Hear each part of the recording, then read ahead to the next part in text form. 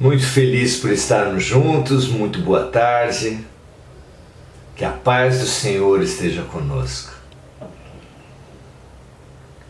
Claro que o bem último da existência é o amor, assim deixou muito claro o Mestre Jesus. Mas, evidentemente, o bem mais urgente e factível para nós alcançarmos é a paz. Como nós ansiamos, como nós precisamos de paz. Não a paz que alguém traga para a gente. Não a paz da imposição, a paz de atender às exigências da matéria, do mundo, dos outros. A paz interior é a nossa urgência maior. Jesus mesmo deixa claro, embora tenha falado que a nota 10 é a escola, que há uma nota 5, uma nota mínima para passar de ano, para sermos promovidos.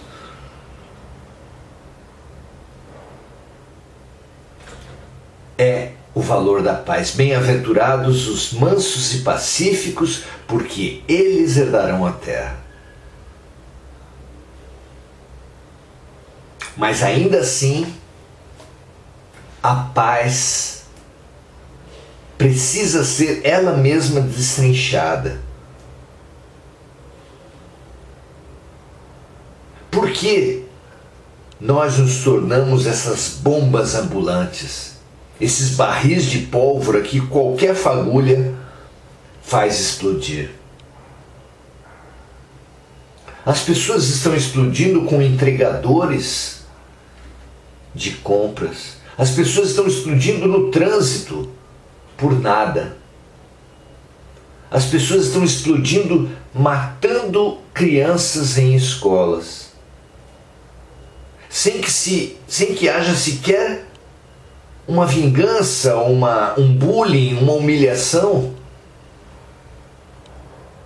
Nunca para justificar, mas pelo menos para explicar o que acontece com todos nós. A nossa própria linguagem diz o que acontece. Quando nós explodimos assim, machucando os outros e nos machucando, nós mesmos dizemos: eu me desconheci. É uma expressão preciosa para nós ouvirmos.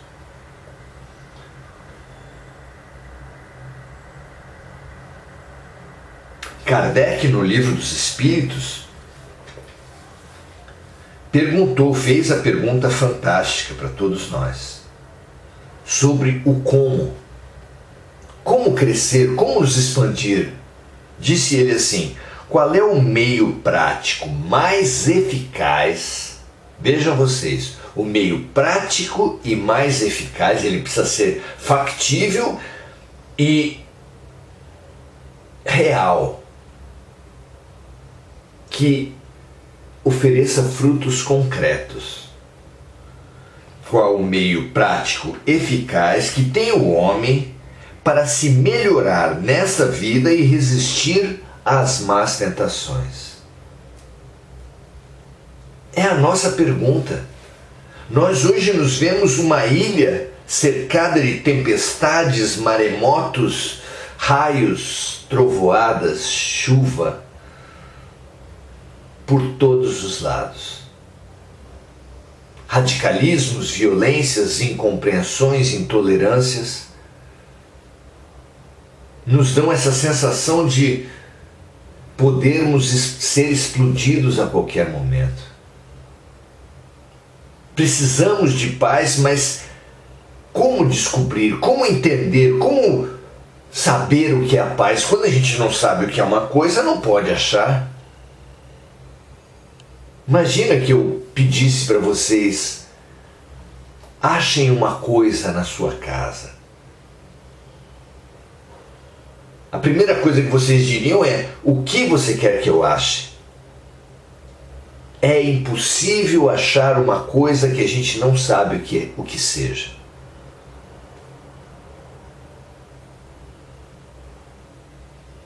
Por isso, a receita explicada, trazida pelos espíritos a Kardec é tão preciosa, inclusive porque os maiores luminares da Terra convergem nesse mesmo sentido. Então, voltando à pergunta, qual é o meio prático mais eficaz que tem o homem para se melhorar nesta vida e resistir às más tentações? Precisamos ter um meio de resistir às más tentações e, ao mesmo tempo, conquistar a melhoria interior, a melhoria essencial. E a resposta foi: um sábio da antiguidade já disse: é preciso conhecer-se a si mesmo. Vejam que orientação preciosa. É preciso conhecermos-nos a nós mesmos. E por que conhecer a nós pode ser o meio mais eficaz de melhorarmos-nos e de resistirmos às más tentações? Nós que temos nesses dois grandes objetivos, ou deveríamos ter o nosso foco principal, ou seja, melhorarmos-nos e resistirmos ao mal, às ameaças externas e às fragilidades internas, nós precisamos saber a resposta, saber o caminho da resposta. Nós que queremos tanto a paz, precisamos nos conhecer, porque a fonte da violência, a fonte da perturbação está em nós mesmos. Muitas coisas tentam nos perturbar, muitas coisas tentam nos tirar do sério, tentam nos tirar a paz na consciência, e só algumas conseguem. Você nunca se perguntou isso? Por que entre tantas desarmonias, tantos seres desarmônicos no mundo, só alguns conseguem nos tirar do sério?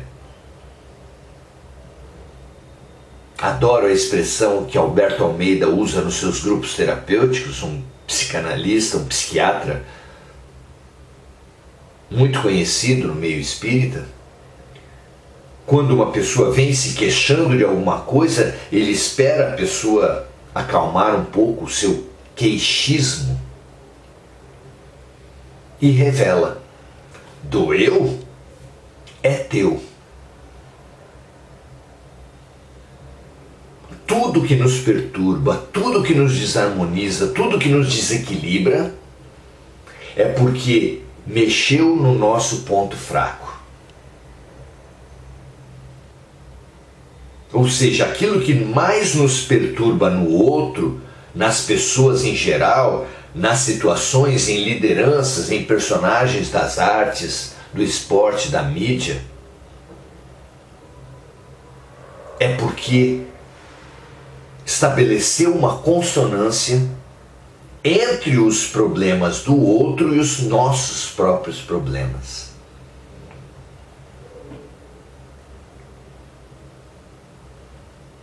Comparo assim: se uma pessoa sai na rua, ou duas pessoas saem na rua e podem ser xingadas do mesmo xingamento, e uma se perturbar a ponto de partir para cima do seu ofensor e outra passar batido, sem se perturbar. Qual a diferença entre violência e paz? Qual a diferença entre a perturbação e a tranquilidade? Precisamos demais dessa resposta. Se a pessoa é xingada de homossexual, duas pessoas são xingadas de homossexual, uma se perturba muito a ponto de partir para cima, de cometer uma violência, e outra passa tranquila, uma razão possível é que a que passou tranquila tem a certeza da sua sexualidade e não se sente ameaçada. A outra se sente ameaçada. Por quê? Porque tem inseguranças em sua vida, em sua sexualidade. Por que duas pessoas recebem o mesmo xingamento, a mesma agressão, e umas reagem fortemente e outras não? Pode ser também que haja um problema de baixa autoestima, a qual eclode assim que qualquer pessoa ameaça, tenta colocar-nos para baixo. Mas é claro que a violência não está somente nos outros. A violência dos outros é doença dos outros. A perturbação com a violência dos outros é uma doença nossa. Nossa. Por isso é que Jesus orientou-nos a amar os nossos inimigos. Porque o inimigo cumpre um papel que ninguém mais cumpre. É fundamental percebermos isso. O inimigo fica escaneando a nossa alma, acompanhando nosso comportamento até achar nosso ponto fraco. E quando acha, ataca, mexe, fere.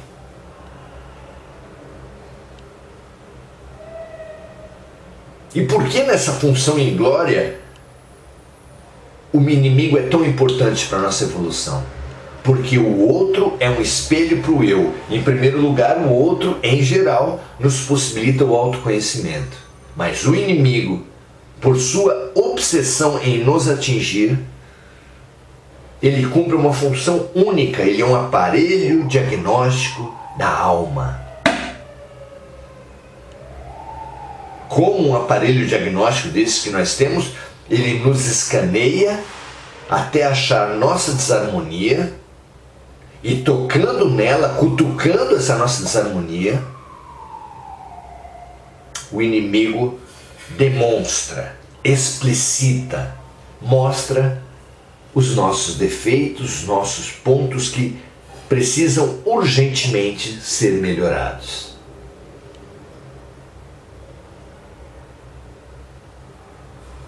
Nós precisamos entender o nosso movimento, entender a vida, entender o que seja o sentido da vida, a realização, a felicidade.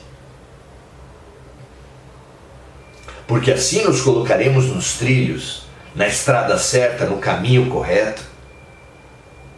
Qual é o caminho correto em meio a tantos milhões, bilhões de quilômetros de estradas, de ferrovias, de rotas aéreas?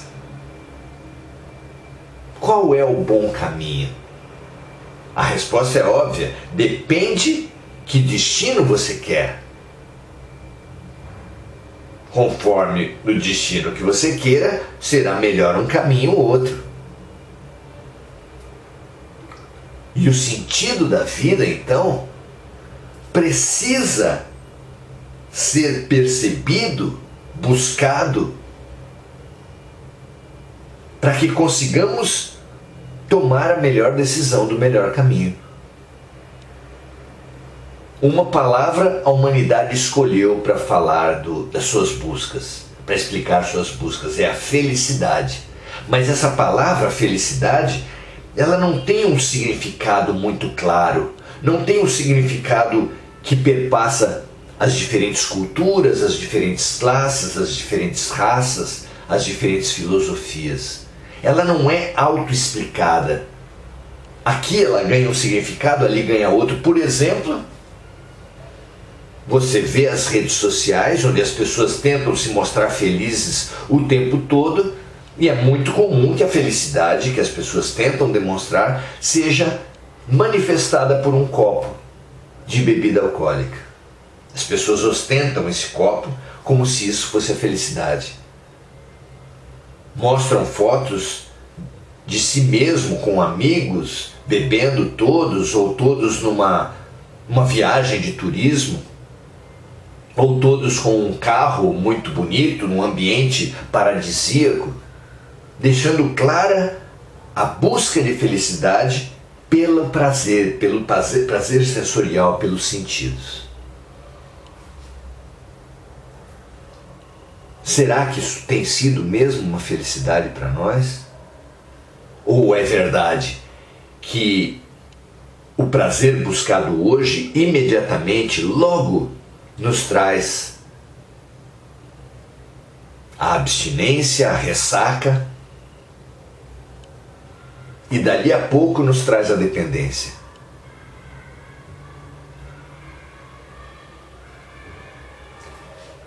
Que felicidade é essa que traz dentro do buquê de rosas uma cobra peçonhenta que nos aprisiona, que nos abocanha, que nos envenena? Não é verdade? Outro tipo, outra definição, outra prática de felicidade que buscamos muito é a felicidade da vitória, da situação que exalta o eu, inclusive ou principalmente com a humilhação do outro. Porque a exaltação de nós por bons atos, por boas realizações, ela é muito dificultosa. A gente quer um caminho mais fácil. E muito mais fácil que crescer é cortar a canela do outro, é claro. Isso nós praticamos entre irmãos, entre colegas na escola, entre colegas de trabalho, no trânsito, na política, na religião, em toda parte, no casamento, na família.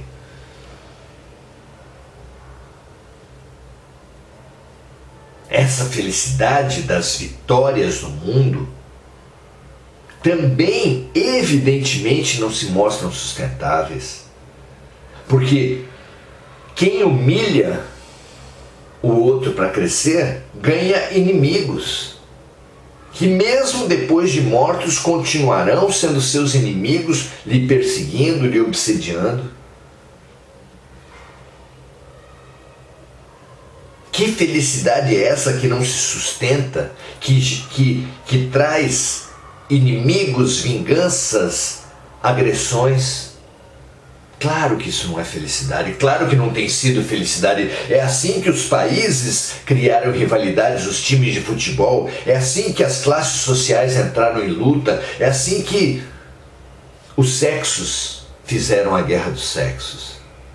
De tudo e por tudo temos feito vitórias que exigem a humilhação do outro, e essas vitórias, longe de serem felicidades duradouras, nos têm trazido poços lodaçais, areias movediças de infelicidade, que quanto mais buscamos essa ilusão, mais na realidade afundamos.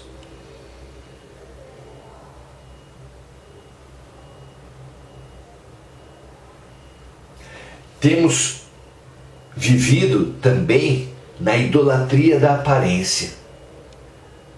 Uma outra tendência que perpassa as outras duas, mas que nos faz também perder, perder e perder. Quem vive para a aparência física, como é impossível parar o trajeto do tempo, e o trajeto do tempo sempre nos traz uma perda de vigor, uma perda de beleza. Quem vive para a beleza está se autodestinando a perder. Claro, ninguém fica feliz, ninguém fica belo para sempre. Todos nós estamos destinados à perda da beleza, e quem vive para as aparências, uma hora será desmascarado. O próprio Jesus disse: tudo que foi encoberto será manifesto. será explicitado.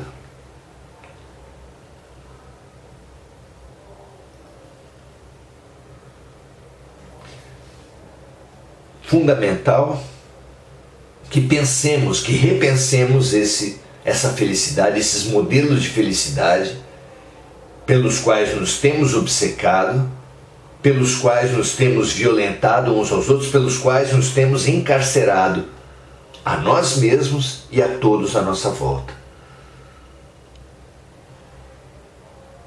Oferecemos para reflexão hoje a substituição da ideia da felicidade tão suscetível de distorções é uma ideia mais clara, mais objetiva, de realização.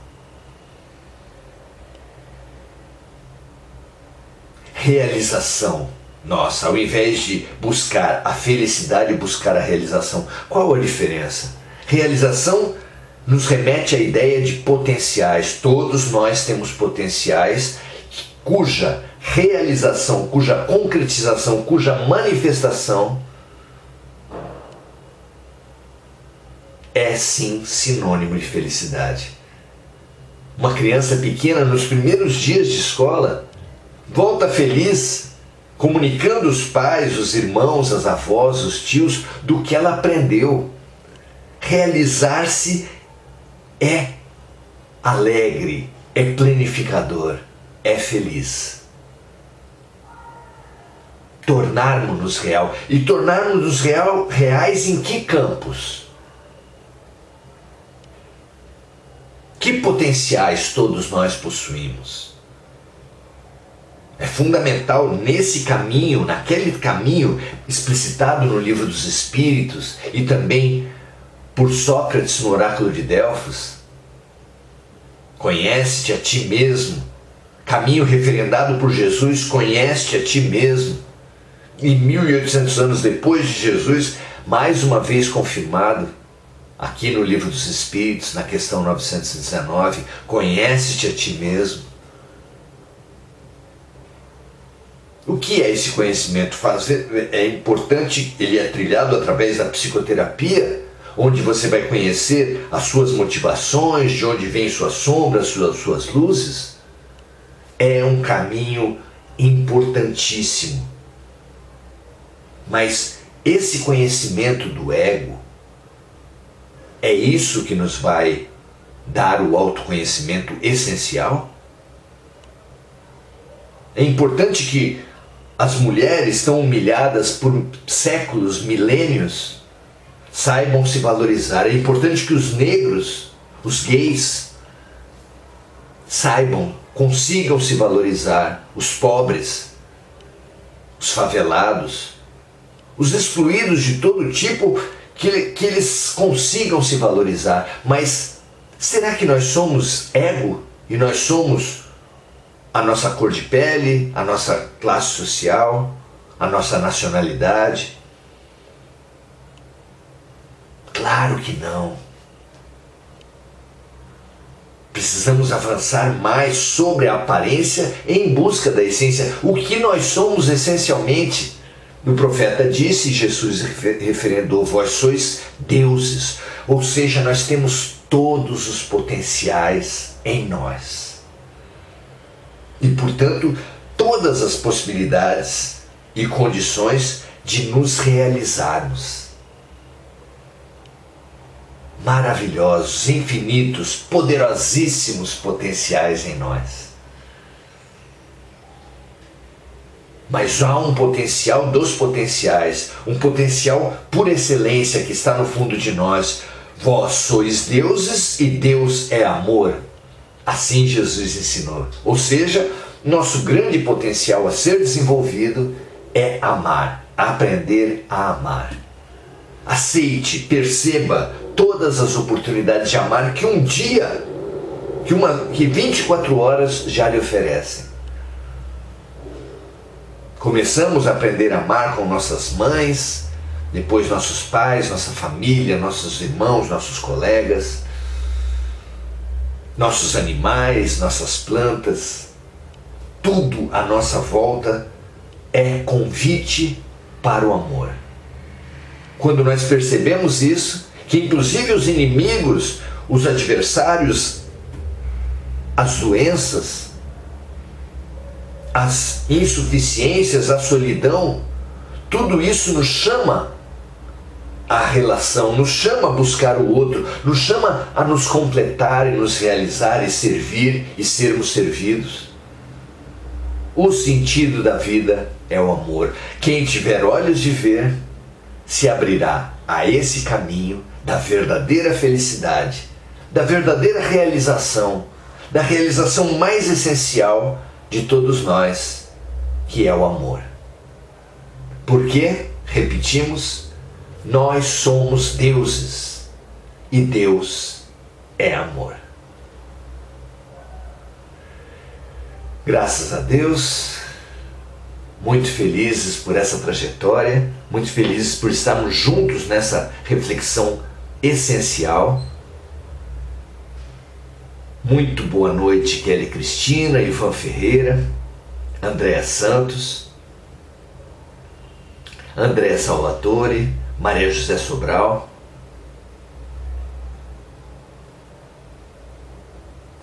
Muito bom, muito feliz por estarmos juntos. Que essa reflexão sobre o verdadeiro sentido, sobre o mais profundo eu, que é o destino do nosso autoconhecimento, que todas essas reflexões, essas conquistas possam iluminar nossos dias, nossas crises, nos fortalecer,